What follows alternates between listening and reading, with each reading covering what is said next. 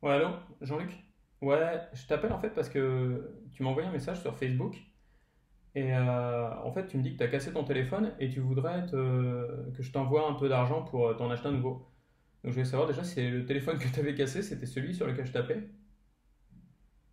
Ouais, ouais, c'est bien ce que je pensais. A priori, tu t'es fait hacker ton compte Facebook. Il y a quelqu'un qui a dû récupérer ton mot de passe. Bon, bah, tu as deux choses à faire. Premièrement, changer ton mot de passe. Et deuxièmement, peut-être te mettre un token software en second factor authentication. Tu sais pas ce que c'est? Ah bah, je vais t'expliquer ça tout de suite.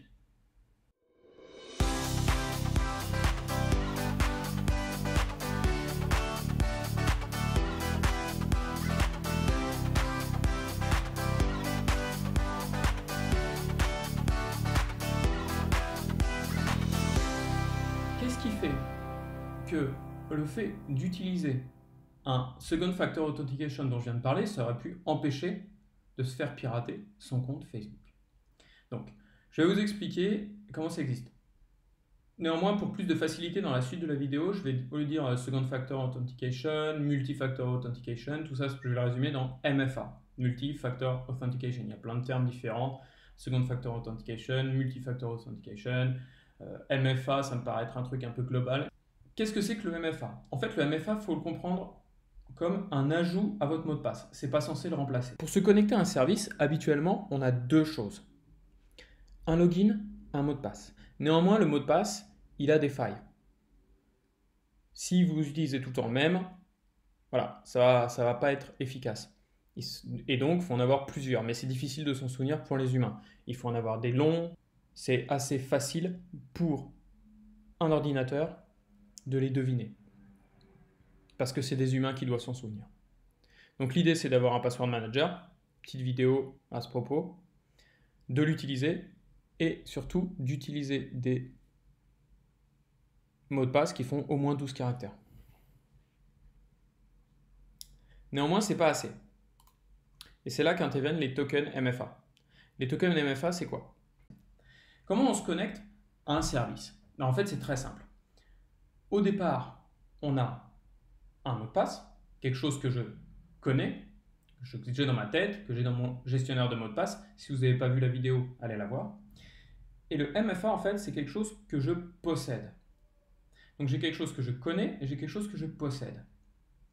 Et avec ça, j'ai plus de sécurité. Pourquoi? Token MFA, en fait, ça va être quelque chose qu'on connaît, donc sur le cadenas à code, bah, c'est le code secret du cadenas, et quelque chose qu'on possède. Et sur le cadenas à clé, bah, ça va être la clé. Maintenant, prenons un exemple où pourquoi avoir un code et une clé, ça permet d'être mieux protégé. On va prendre ce scénario. Il y a un voleur, il récupère une carte bancaire et puis il essaye de faire du paiement avec. Donc là, il a récupéré la carte bancaire. Il arrive à la boulangerie et là, il dit, voilà, je voudrais acheter du pain et j'ai cette carte bancaire. Vous pouvez me faire confiance. Bah là, le commerçant, il va dire, bah super, mais il te manque le code secret de la carte bancaire. Donc il va refuser le paiement. Deuxième scénario, on a regardé par-dessus ton épaule et il a vu le code de ta carte.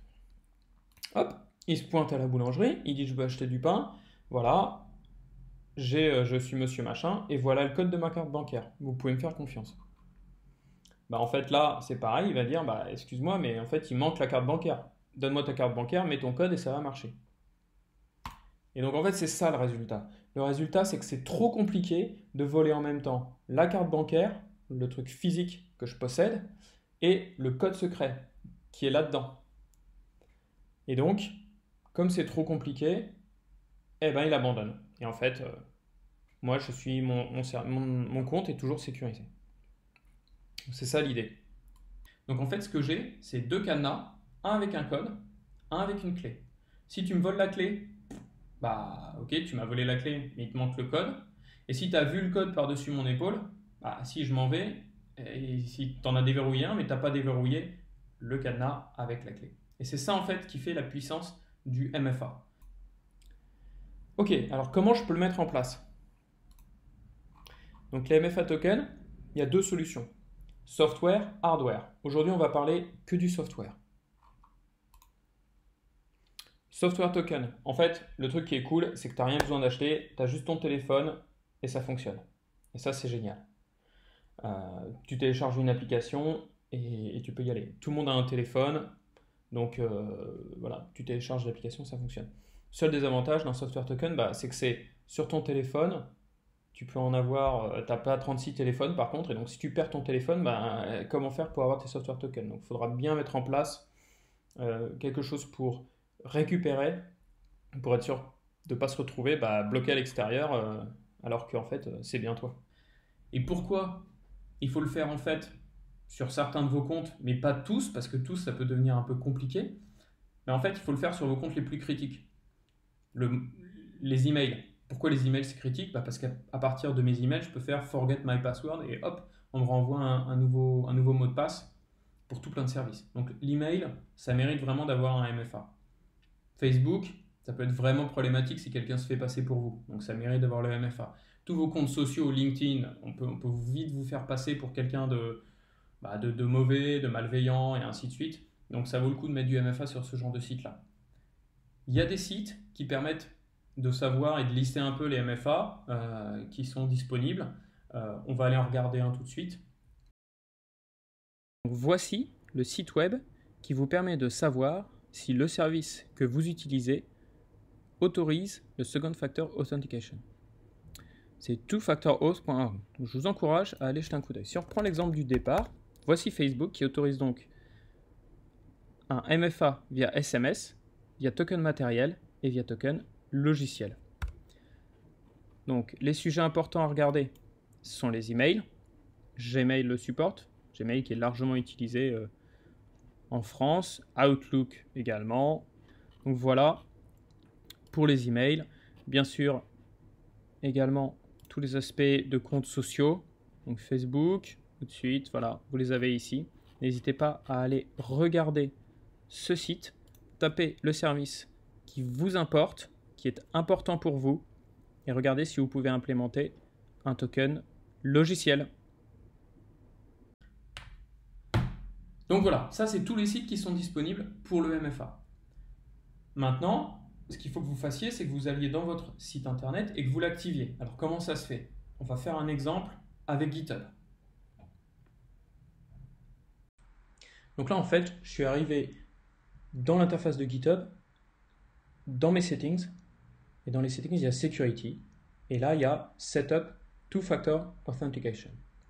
Donc moi, ce que je veux choisir, vu que je veux le faire en software token, c'est Setup Using an App. Le faire en utilisant une app. Il recommande d'utiliser OT, OnePassword, LastPass Authenticator, ainsi de suite. Moi, je vous ai montré avec Google. Donc, on clique sur Setup Using an App.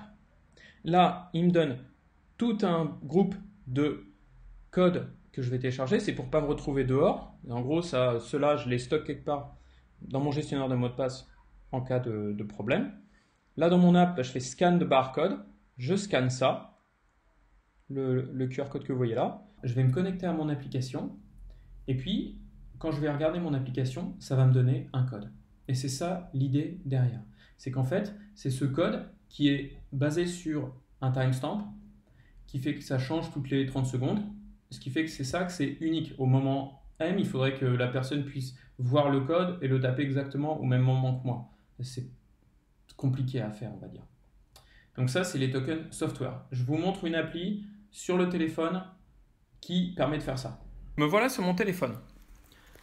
L'idée, en fait, c'est de pouvoir télécharger une application de Multi-Factor Authentication. Donc, Multi-Factor Authentication, MFA. MFA. Je cherche. Et là, en fait, je vois des applications de type Microsoft Authenticator, Google Authenticator, Authenticator, il y a des numéros, il y a des QR codes. Il y en a plein. LastPass, Duo Mobile. Bon. Moi, celui que j'ai utilisé, c'est Google Authenticator. Donc on peut voir, c'est un screenshot, c'est ultra simple. Donc moi, il est là. L'idée, en fait, c'est d'avoir des codes pour chacun des services que vous utilisez. Donc ça, en fait, ça me permet d'avoir des codes qui vont être demandés au moment où moi, je veux me connecter et qu'on me demande le code de software token. Là, vous voyez, ils sont devenus rouges et ils ont changé. En fait, toutes les 30 secondes, ils changent. Et c'est ça, en fait, le truc. C'est que, en gros, un attaquant, il a 30 secondes. Après, ça ne marche plus. Donc là, si quelqu'un était là, regardait par-dessus mon épaule pour voir le code et se disait « Waouh, c'est bon, j'ai vu le code », bah en fait, ça ne servira à rien parce qu'il n'aurait que 15 secondes, s'il lui reste 15 secondes pour se connecter. Donc c'est ça la force du software token. L'idée, en fait, c'est de faire plus, lancer le service sur lequel vous voulez faire le software token, genre GitHub, Amazon et ainsi de suite. Vous rentrez les choses, il va vous dire « Est-ce que vous avez votre appli ? Oui, voilà le code barre. Je le scanne, ça marche. » Et c'est rentré dedans, et après j'ai les numéros comme ils sont marqués ici. Et voilà, et c'est ça en fait le truc pour le software token authentication. C'est très très simple. Maintenant on va aller regarder dans l'interface de GitHub. Ça me permet de pouvoir avoir un code que je note. Donc là il vérifie que tout fonctionne correctement. J'ai enabled, et voilà. C'est bon, c'est on. Donc maintenant, l'application en question, Google Authenticator, fonctionne correctement.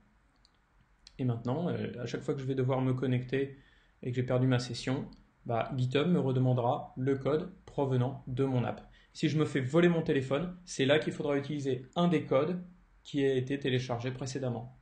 Donc il faut les sauvegarder quelque part en sûreté, entre guillemets, quoi. Moi, ce que j'ai fait, c'est que je l'ai mis dans mon gestionnaire de mots de passe. Donc voilà sur l'interface de GitHub, et c'est très similaire sur tous les autres services que vous pouvez avoir et qui vous proposent d'avoir du Second Factor Authentication. Et donc voilà ce qu'il faut que vous fassiez pour améliorer la sécurité de vos comptes, télécharger une app et ajouter le Multi-Factor Authentication sur les comptes que vous considérez comme importants dans cette app. Et dans une prochaine vidéo, je vais vous montrer une autre façon de faire, c'est en achetant un token physique. Et là, c'est quelque chose que vous allez plugger dans votre téléphone. Mais ça, ce sera pour une prochaine vidéo.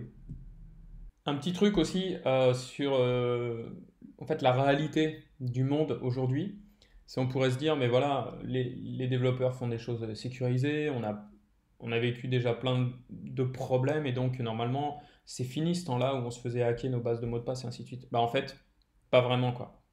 Donc, en fait, pendant que j'ai écrit cette vidéo, il y a 600 000 comptes email qui ont été hackés en Italie sur email.it, qui sont dispo sur Internet depuis le 8 avril 2020.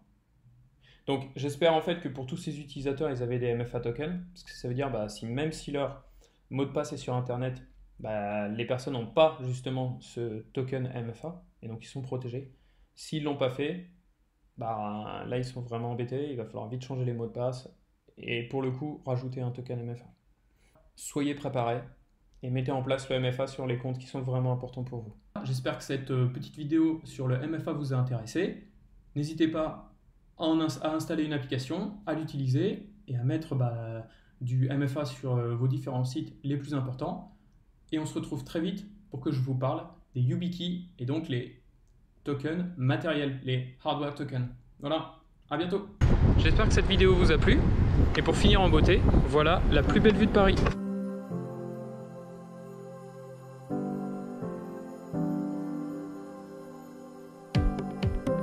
À la prochaine et n'oubliez pas de vous abonner. Bye.